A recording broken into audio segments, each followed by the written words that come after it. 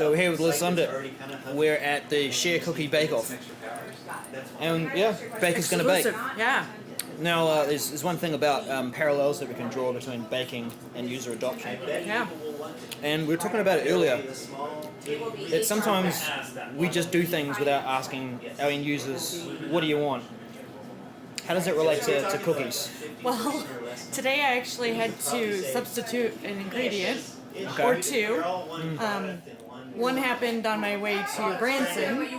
Before I even got to Seattle was my vanilla, which was pure Mexican vanilla. Oh. So one of my great ingredients. Right.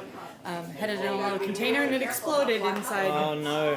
It was all bagged and everything, so none of my clothes were contaminated with vanilla or anything. But then I got here and used butter instead of a Crisco.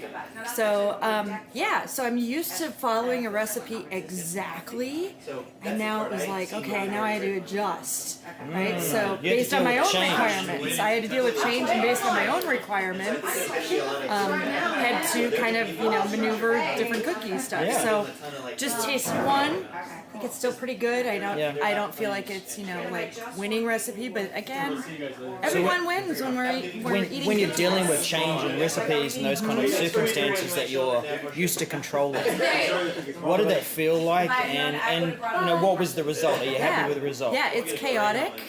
And I think basically what your standards kind of go down, just in terms of, okay, I'm not going to expect this anymore, I'm going to expect this, Yeah. and at least if I can meet that level where they're done, they taste good, all of those kinds of things, then, then that's your starting point, and then you can improve from there. Yeah. So, and I think that's very realistic. Yeah.